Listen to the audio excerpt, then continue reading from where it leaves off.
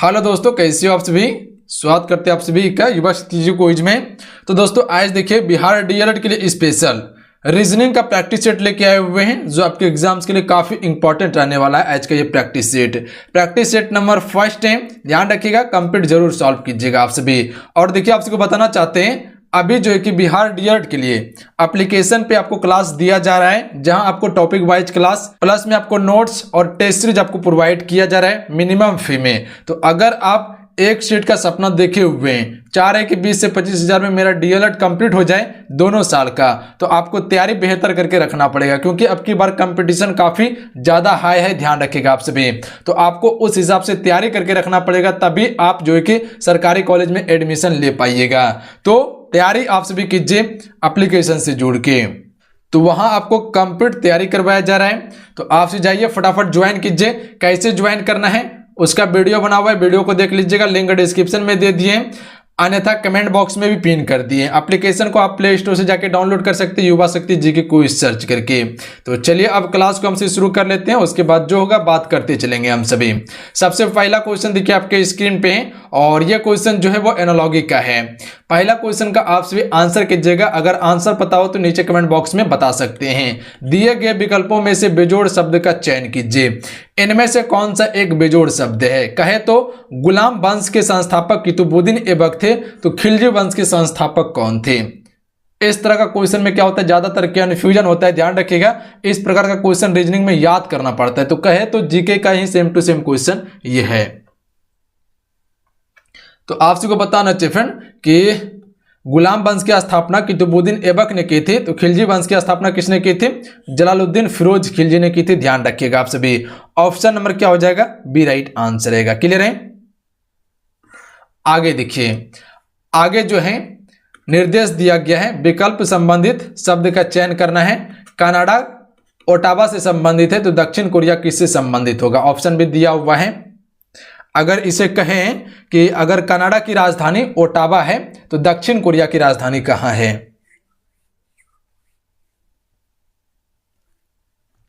तो D right answer रहेगा। ध्यान रखिएगा, सियोल। सियोल जो है फ्रेंड ये किसकी राजधानी है? दक्षिण कोरिया की राजधानी है।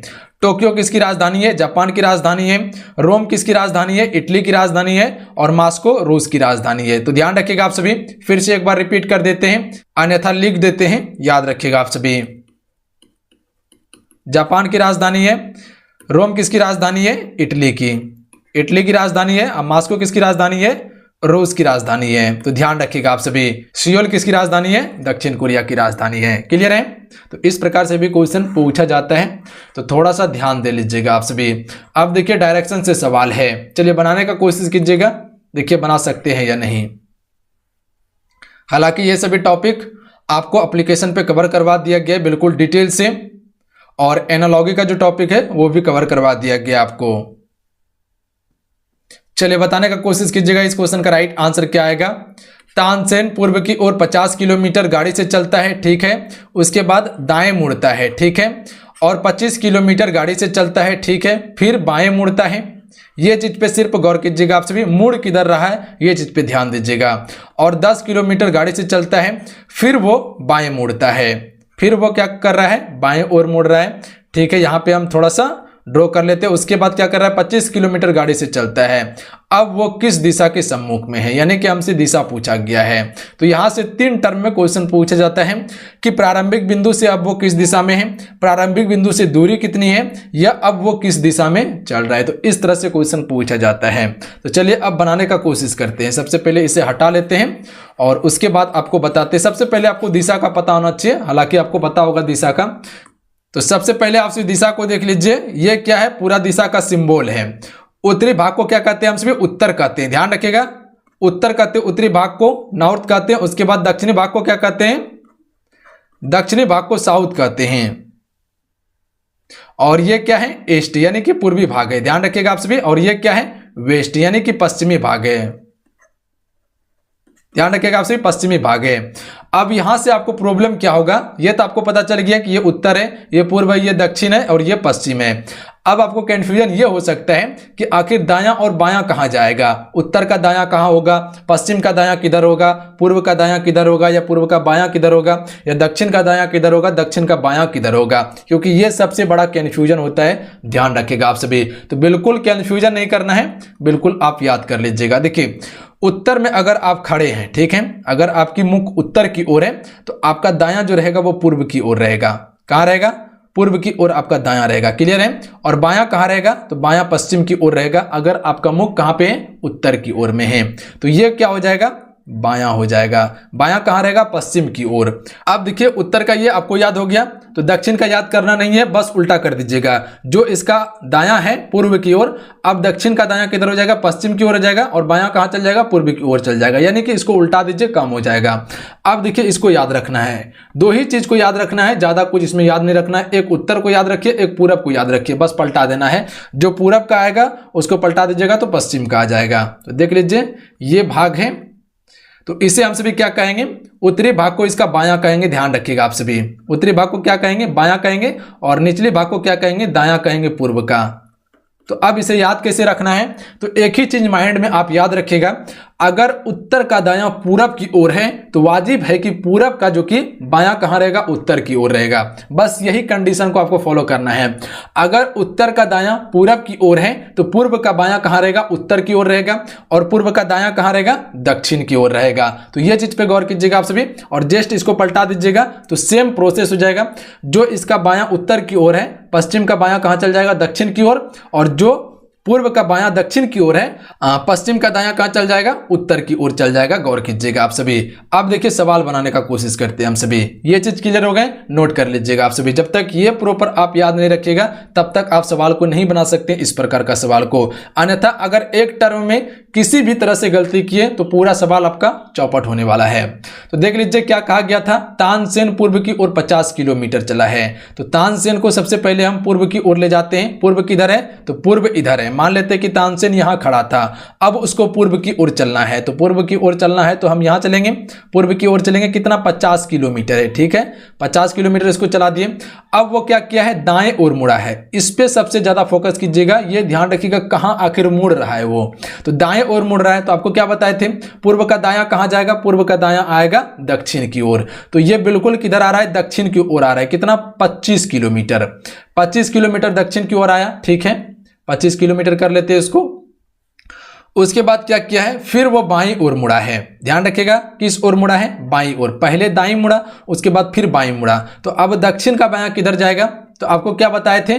जो उत्तर का दायां अगर पश्चिम की ओर है तो दक्षिण का बायां जो है वो अब पूर्व की ओर होगा, यानी कि दक्षिण का बायां कहां चल जाएगा? पूर्व की ओर चल जाएगा। तो इसको पूर्व की ओर लेके चलते हैं। कितना किलोमीटर जा रहा है? 10 किलोमीटर। ये चीज क्लियर है, यानी कि ये 10 किलोमीटर चला है। अब क्या बोल रहा है कि फिर से वो बाईं ओर मुड़ता है, यानी कि फिर से अब किस ओर मुड़ रहा है? बाईं ओर मुड़ रहा है। तो अभी हम किस दिशा में हैं? पूर्व दिशा में चल रहे हैं। पूर्व का बायां कहां जाएगा? तो देख सकते हैं पूर्व का बायां जो है वो उत्तर की ओर है। उत्तर की ओर है तो पूर्व का बायां, तो बाएं कितना किलोमीटर है? 25 किलोमीटर। ध्यान रखिएगा आप सभी, बाएं 25 किलोमीटर है। तो ये क्या हो गया? प्रॉपर तानसेन चल चुका है। अब हम सभी से क्वेश्चन क्या पूछा गया था कि अब वो किस दिशा के सम्मुख में है, यानी कि अब वो किस दिशा में है। तो ध्यान रखिएगा ये दिशा को क्या कहते हैं? हम सभी उत्तर कहते हैं। तो ये अब जो है वो उत्तर दिशा में है। ध्यान रखिएगा किस दिशा के सम्मुख में है? उत्तर दिशा के सम्मुख में है, यानी कि वो उत्तर दिशा की ओर चल रहा था। तो ऑप्शन नंबर क्या हो जाएगा? बी इसका राइट आंसर रहेगा। ध्यान रखिएगा। अब यहां से कंफ्यूजन ये होता है बच्चे को, सबसे पहले ये ध्यान दीजिए कि क्वेश्चन पूछा क्या जा रहा है आप सभी से। वह किस दिशा के सम्मुख में है? तो उत्तर दिशा के सम्मुख में है। अगर क्वेश्चन ये पूछा जाता आप सभी से कि प्रारंभिक बिंदु से अब वो किस दिशा में है, प्रारंभिक बिंदु से किस दिशा में है, तो पूर्व दिशा होता। ध्यान रखिएगा आप सभी, क्योंकि प्रारंभ यहां से किया था और इस बिंदु को देखिएगा तो वो पूर्व दिशा में है। ध्यान रखिएगा आप सभी। अगर एक व्यक्ति यहां पे खड़े हैं और एक व्यक्ति यहां पे खड़ा है, इस व्यक्ति से पूछा जाएगा कि मानते हैं कि ये राम है, पूछा जाएगा तानसेन से कि राम किस दिशा में है, तो वो बिल्कुल बोलेगा कि वो पूर्व दिशा में, प्रारंभिक बिंदु से। ये चीज पे गौर कीजिएगा आप सभी। और यहां से एक क्वेश्चन आपसे इससे पूछा जाता है कि प्रारंभिक बिंदु से कितनी दूरी पर है, तो दूरी देखिएगा तो यहां से यहां तक चला 50 किलोमीटर और इधर चला है 10 किलोमीटर। तो ये दूरी को नहीं नापेंगे, जो लॉन्ग चला है वो लॉन्ग दूरी को नहीं नापेंगे, हम सभी शॉर्ट दूरी को नापेंगे। तो ये 50 किलोमीटर, इधर 10 किलोमीटर, तो 50 + 10 हो जाएगा 60 किलोमीटर की दूरी है। अगर ये पूछा जाता कि कुल कितने दूरी चला, तो 50, 25, 10 और 25 ये सभी को प्लस कर देते तो वो आंसर आ जाता। तो इस प्रकार से क्वेश्चन इसमें पूछा जाता है। हमें उम्मीद है कि आप सभी प्रॉपर ये सारा चीज को समझ चुके होंगे। क्लियर है? अब देखिए अगला क्वेश्चन। अगला क्वेश्चन है, निम्नलिखित प्रश्नों में दिए गए विकल्पों में से संबंधित शब्द को चुनिए। यानी कि सांप सरीसृप है तो व्हेल क्या है? व्हेल जो है फ्रेंड वो क्या है? सांप क्या है? यह सरीसृप वर्ग का है, तो व्हेल जो है वो स्तनपायी वर्ग का है। ध्यान रखिएगा आप सभी, option number D right answer रहेगा। क्लियर है? आगे देखिएगा। अब देखिए दूसरा टाइप को, यह भी एनालॉजी का ही क्वेश्चन है। उस विकल्प का चयन कीजिए जो तीसरे संख्या उसी प्रकार से संबंधित है जिस प्रकार से दूसरी संख्या पहली से संबंधित है। यानी कि अगर 8 को 48 लिखा जा रहा है तो 6 को क्या लिखा जाएगा? चलिए फटाफट आप सभी आंसर बताइएगा। बिल्कुल इजी क्वेश्चन है, कुछ भी नहीं है, बिल्कुल आसानी से आप बना सकते हैं सवाल को। अगर 8 को 48 लिखा जा रहा है तो 6 को क्या लिखा जाएगा? इसमें लॉजिक आपको लगाना पड़ेगा, बिना लॉजिक का सवाल बना ही नहीं पाइएगा। रीजनिंग मतलब क्या होता है? तर्क दीजिए, इसमें लॉजिक लगाइए। क्या लॉजिक लगा सकते हैं? कितना सोचने का क्षमता है आपके पास? तो देखिए सबसे पहले यहां क्या किया गया है, अगर 8 को किससे गुना करेंगे जिससे कि 48 आ जाए मेरा, तो अगर 8 को अगर 6 से गुना करते हैं तो 8 के क्या आता है? 48 आता है। उसी प्रकार से देख लीजिए, अब 6 को क्या करेंगे, तो जो रूल इसमें फॉलो किया गया उसी रूल को फॉलो करेंगे। इसमें भी हम 6 संख्या दिया हुआ है और 6 से यहां पर गुना किया तो 6 से यहां पे भी गुना करेंगे तो क्या आ जाएगा? 36 आ जाएगा। तो इसका आंसर क्या हो जाएगा? ऑप्शन नंबर सी हो जाएगा। क्लियर है? जिस प्रकार से 8 को 48 लिखा गया था तो क्या किया गया है? 8 को 6 बार गुना किया गया है तो 48 आया है। तो उसी प्रकार से हम क्या करेंगे? 6 को 6 बार गुना करेंगे तो 36 आएगा इसका आंसर। उसके बाद देखिए दर्जन का संबंध केले से है, तो उसी तरह जिस प्रकार रीम का संबंध किससे होगा? दर्जन का संबंध होता है केले से, मतलब केला को दर्जन में दिया जाता है, तो उसी प्रकार रीम का संबंध किससे होगा? तो ये कागज से संबंधित होगा। ध्यान रखिएगा आप सभी, तो ये चीज पे ध्यान दीजिएगा। जिस प्रकार से हम सभी दर्जन में केला को नापते हैं उसी प्रकार से रीम में हम सभी कागज को मापते हैं। ध्यान रखिएगा आप सभी। आगे देख लीजिएगा।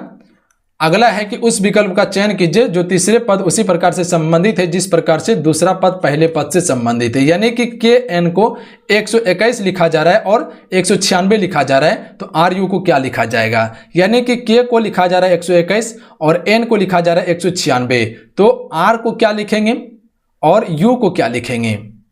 चलिए बताएंगे आप सभी। इस क्वेश्चन का राइट आंसर क्या आएगा? ऑप्शन भी दिया हुआ है आपकी स्क्रीन पे है।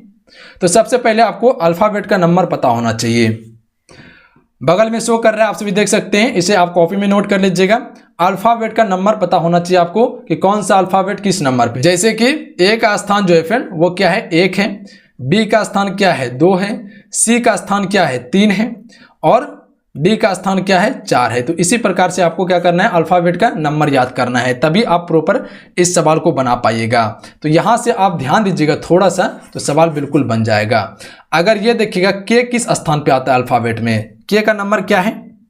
तो के जो है 11वें स्थान पे आता है। के का नंबर देखिएगा अल्फाबेट में गिनती कीजिएगा तो वो 11वां नंबर का है। और अब देखिए क्या किया गया है? 121 लिखा गया है, तो अगर 11 का स्क्वायर कीजिएगा तो क्या आता है? 121 आता है। क्लियर है? यहाँ पे क्या कर दिया गया है? स्क्वायर कर दिया गया, यानी कि के का स्थान आता है 11वें नंबर पर और 11 का स्क्वायर करके 121 पूरा दिया गया है। उसी प्रकार से एन का स्थान क्या आता है?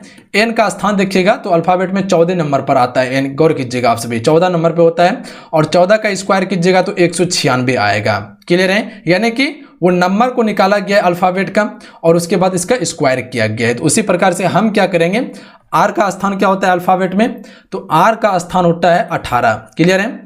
आर का स्थान क्या होता है? 18 और 18 का अगर स्क्वायर कीजिएगा तो कितना आ जाएगा? 324 आएगा। 18 का स्क्वायर कितना होता है? 324 होता है। ठीक है, होने दीजिए 324। यहाँ पे सबसे पहले हम सभी 324 लिख लेते हैं। ठीक है, 324। अब यू का अल्फाबेट में स्थान कितना आता है? तो ध्यान रखिएगा यू का स्थान आता है 21 और 21 का स्क्वायर कीजिएगा तो कितना हो जाएगा? 441 आ जाएगा। यानी कि यहाँ पे जो आएगा संख्या वो कौन सी संख्या आएगा?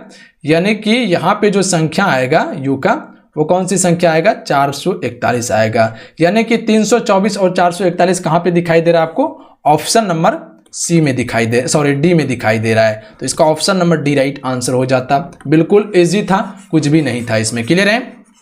हमें उम्मीद है कि आप सभी सारा चीज को समझ चुके होंगे और अल्फाबेट का नंबर जरूर याद कर लीजिएगा, तभी आप इसे प्रॉपर बना पाइएगा। उसके बाद देखिए अगला क्वेश्चन है, चलिए बताएंगे। 21 को 36 लिखा जा रहा है तो 13 को क्या लिखा जाएगा। 21 को 36 लिखा जा रहा है तो 13 को क्या लिखा जाएगा। चलिए बनाने का कोशिश कीजिएगा, क्या बनेगा इसका आंसर। थोड़ा सा लॉजिक लगाइएगा तो सवाल बन जाएगा। चलिए बना के दिखाते हैं आपको। 21 को 2 से गुना कीजिए, कितना हो जाता है, 21 दूनी 42 होता है और 42 में 6 को माइनस कर दीजिए तो कितना हो जाएगा, 36 हो जाएगा। क्लियर है? उसी प्रकार से आगे रूल फॉलो करके देखते हैं। 13 को 2 से गुना करके देखते हैं तो 13 दूनी 26 हो जाएगा और 26 में 6 माइनस कर देंगे तो कितना हो जाएगा, 20। Option number D right answer रहेगा। यानी कि इसमें क्या क्या किया है, 21 को 2 से मल्टीप्लाई कर दिया गया, उसके बाद जितना आया उससे क्या कर दिया गया, 6 माइनस कर दिया गया। तो अब बोलिएगा ये कैसे हो गया, तो ये आपको लॉजिक लगाना पड़ेगा, प्रैक्टिस करना ही पड़ेगा, इसमें कोई तर्क नहीं है। जो रूल पहला फॉलो कर रहा है उसी रूल को दूसरा फॉलो करेगा। यानी कि जो रूल ये फॉलो किया है वही रूल से फिर इसको बनाना पड़ेगा आपको। देखिए आंसर आ रहा है कि नहीं आ रहा है, अगर नहीं आ रहा है तो बिल्कुल वो रूल फॉलो नहीं करेगा, फिर से दूसरा रूल आपको अपनाना पड़ेगा। तो ये चीज क्लियर है। यानी कि 21 को 2 से गुना किए, 42 आया, 42 में 6 माइनस कर दिए तो 36 आ गया। तो उसी प्रकार से 13 को 2 से गुना कर दिए तो 26 आया, 26 में 6 माइनस कर दिए तो 20 आ गया। क्लियर है? अब देखिए अगला सवाल। अगला सवाल जो दिया गया है वो आपके अल्फाबेट से ही संबंधित है। चलिए बताएंगे आप सभी। S बटा O को 19/15 लिखा जा रहा है तो उसी प्रकार से K बटा L को क्या लिखा जाएगा। तो थोड़ा सा गौर कीजिएगा तो बिल्कुल सवाल को बना पाइएगा, कुछ भी नहीं है सवाल में, सिर्फ अल्फाबेट का आपको नंबर पता होना चाहिए। बिल्कुल आप बना लीजिएगा सवाल को, सिंपल है। एस का अल्फाबेट में स्थान क्या होता है, तो हम सभी एस को अल्फाबेट में 19 लिखते हैं। यानी कि एस की अगर जब गिनती कीजिएगा तो एस जो आता है वो अल्फाबेट में वो 19वां नंबर का होता है, ध्यान रखिएगा। और ओ कितना नंबर का होता है, तो ओ जो होता है वो 15वां नंबर का होता है। ओ का स्थान जो है वो 15 नंबर पर है। यह चीज क्लियर हो गया। तो उसी प्रकार से के का स्थान क्या होता है अल्फाबेट में, तो के का स्थान होता है 11 और एल का स्थान क्या होता है, एल का स्थान होता है 12। यानी कि इसका आंसर क्या हो जाएगा, 11/12 हो जाएगा। Option number A right answer रहेगा, ध्यान रखिएगा। यहां सिंपल देखिए बताया भी गया था कि ए का स्थान अल्फाबेट में 19 होता है, 19वें नंबर पे आता है एस और 15 नंबर पे ओ आता है। तो उसी प्रकार से के आता है 11 नंबर पर और एल आता है 12 नंबर पर। क्लियर है? आगे देख लीजिए। आगे है 8 को 25 लिखा जा रहा है तो उसी प्रकार से कौन सा संख्या जो है जोड़ी संबंधित है।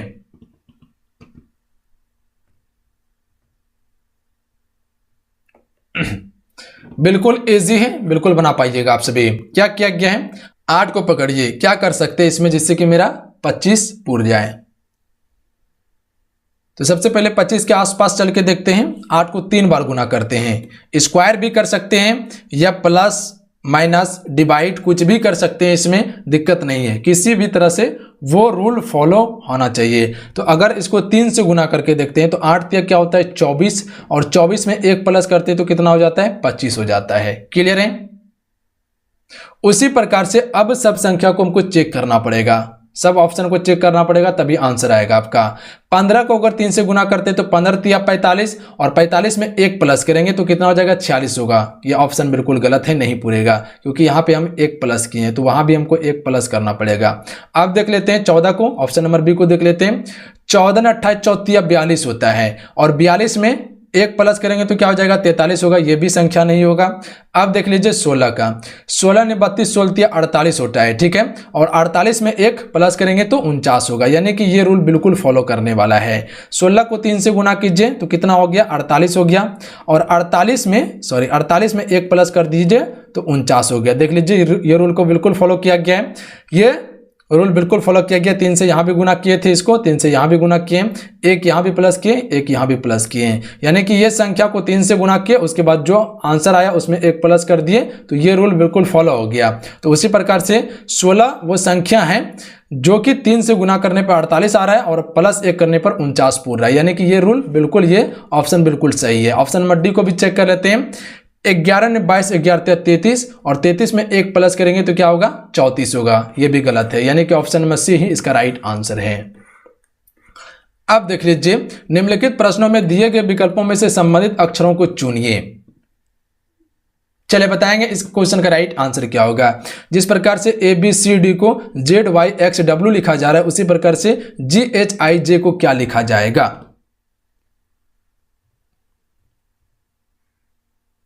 अल्फाबेट का आपको सीरीज दिए हुए थे जो आपको अभी स्क्रीन पे शो करवाए थे, उससे एक बार आप चेक कर लीजिएगा। इसमें जस्ट अपोजिट दिया हुआ है अक्षर को, जैसे कि ए का अपोजिट क्या होता है, जेड होता है।